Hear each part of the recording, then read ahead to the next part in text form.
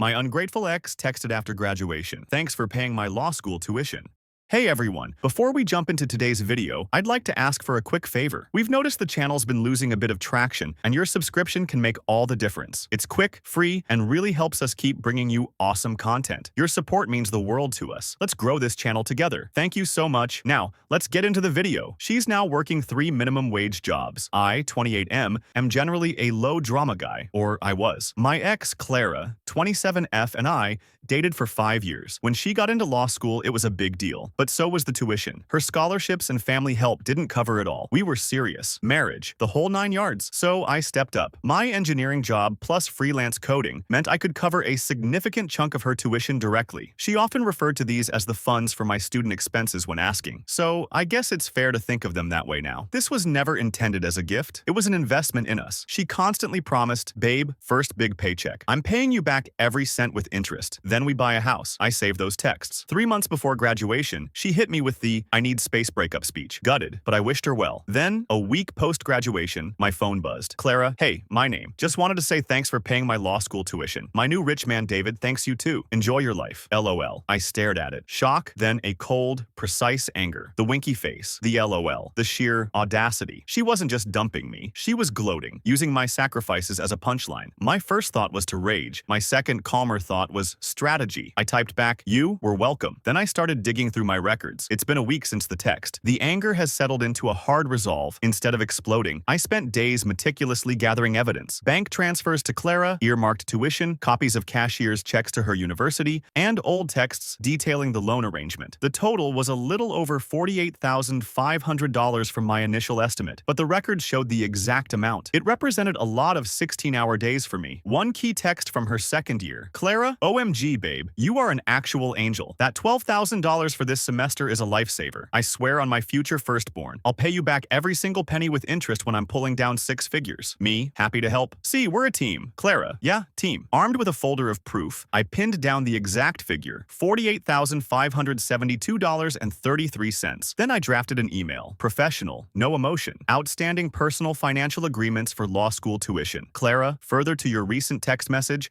I am writing to formalize the repayment plan for the outstanding personal financial support I provided for your law school tuition and related educational expenses, which we agreed would be repaid. The total amount, as per my meticulously kept records, summary attached, is $48,572.33. Given your recent graduation and impending employment, please provide me with your proposed repayment schedule within 7 business days. If I do not receive a substantive proposal, I will assume you require a more formal approach to debt recovery. Sincerely, I attached a spreadsheet. Sent. The ball was in her court. Let's see what David the rich man thinks. A week and a half later, the explosion came. Clara didn't email. She called, practically yelling, "Clara, are you actually serious?" I braced myself. Me, hello Clara, I assume you received my email. Clara, that money was a gift. You were my boyfriend. That's what boyfriends do. They support their girlfriends. You never said I had to pay it back. Just as I thought, the rewriting of history was in full swing. Me, actually, Clara, we discussed it multiple times. I have texts from you acknowledging it as funds you'd repay. Clara, you're just bitter. David thinks you're pathetic. He's a vice president at a finance company. He said if you keep harassing me, he'll get a restraining order. Typical deflection. Me, requesting repayment of a documented agreement isn't harassment, Clara. And I'm sure David, as a finance VP, understands financial commitments. His opinion, however, is irrelevant here. She fumed, then hung up. 2 hours later, an unknown number. Caller, Mrs. Eleanor, Clara's mother. A sharp voice. Eleanor, Clara is very distressed by your disgusting, threatening email. How dare you try to extort money from her? Me, Mrs. Clara's last name,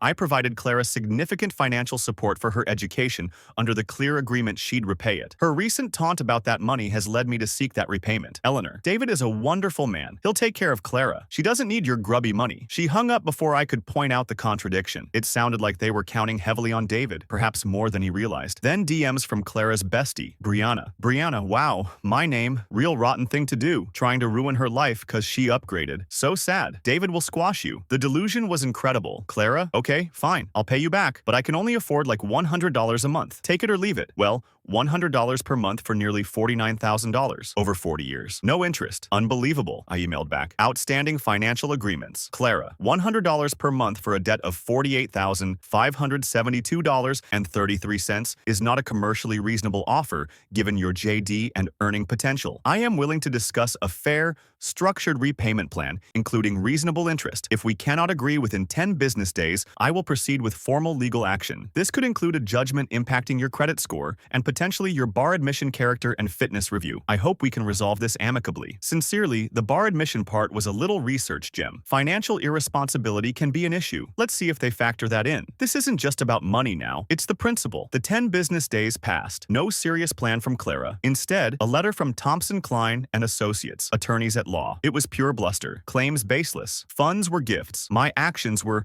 harassment and malicious interference. Their words. I should cease communication or face legal action. Signed by Percival Thompson, Esquire. I almost chuckled, then took their letter in my evidence file to Mr. Davis, a local debt recovery lawyer. He reviewed everything. Mr. Davis, your documentation is excellent. Their letter is mostly noise. Their threat against you is thin. He advised a formal demand letter from me via certified mail. I sent it using his template. It gave Clara and Per Call 30 days to pay up or agree to a repayment plan, or I'd file in civil court. I CC'd Peeble, a mutual acquaintance. Later, Sarah messaged me. She'd heard rumors. I gave her the short version and showed her the text. Sarah, oh my goodness. Update. My new rich man. Thanks yous too. I replied, you or welcome. Then I called in all the money she owed for her law school tuition. She's now working 3 minimum wage jobs. Part 2. As for David, he's rich but known for being pretty careful with his money, unless it directly benefits him. I doubt he's thrilled about her having this kind of drama, especially if it involves him potentially shelling out cash for her old debts. That confirmed my suspicion that Clara and her mother might be overstating David's willingness to get financially involved. Yesterday, after my letter landed,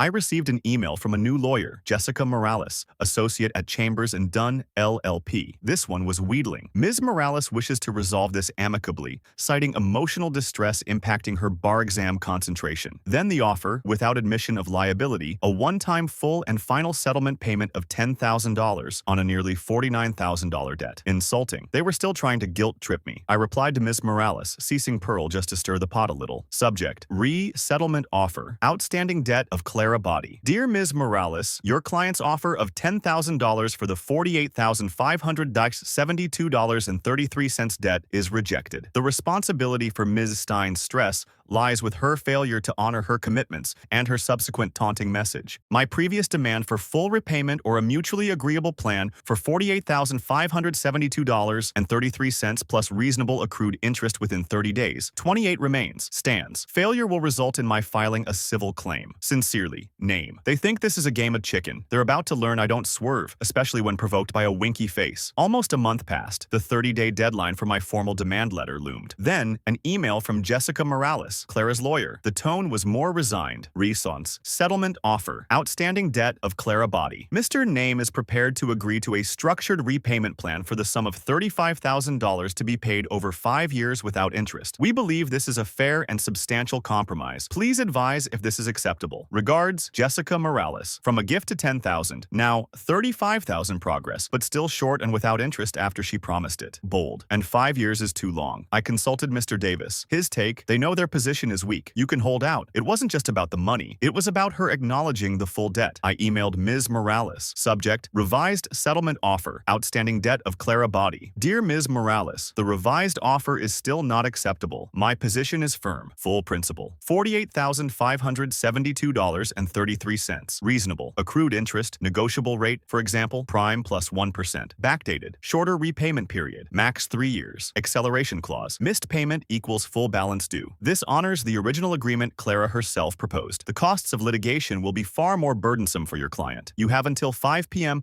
my time zone on to accept. Otherwise, I will file the civil claim. No further negotiation on principle. Sincerely, name the 3 days were silent. I prepped court paperwork with Mr. Davis. At 4:47 p.m. on deadline day, an email arrived. Subject, acceptance of terms, conditional. Mr. and name, my client conditionally accepts your terms. Principal, $48,572.33. $0.33. Interest. We propose flat 4% APR calculated from compromise midpoint date. Repayment period 36 months. Acceleration clause agreed. Conditional upon agreement on final interest calculation and settlement document wording. Jessica Morales. A slow grin. Not triumph, but weary. Finally, accountability. Satisfaction. The core demands were met. I replied, Ms. Morales, the proposed terms are acceptable. Please forward the draft agreement. No courtroom drama, but this was better. She acknowledged the debt. She's going to pay. Sarah, my intel source, reported Clara passed the bar. The timing of her bar exam stress mentioned earlier by her lawyer was indeed accurate. David, the rich man,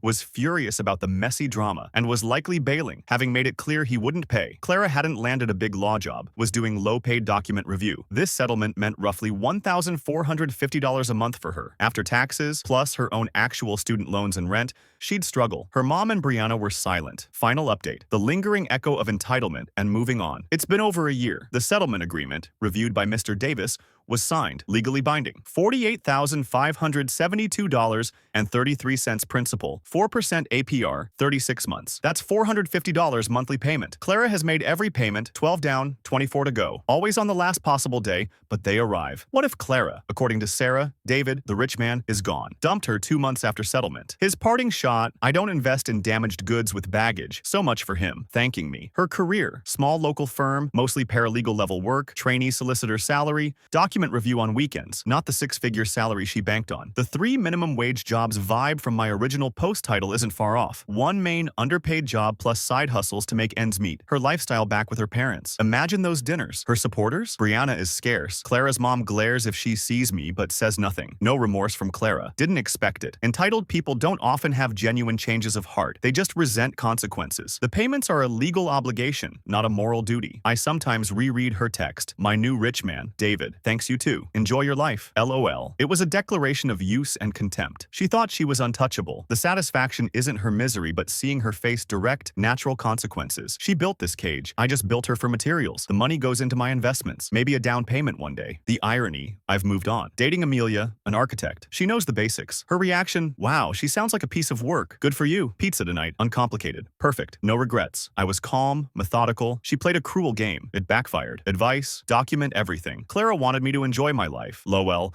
I am immensely better without her. And with an extra $450 a month reminding me that sometimes, just sometimes, justice is direct debited. Peace out. Reddit, it was cathartic.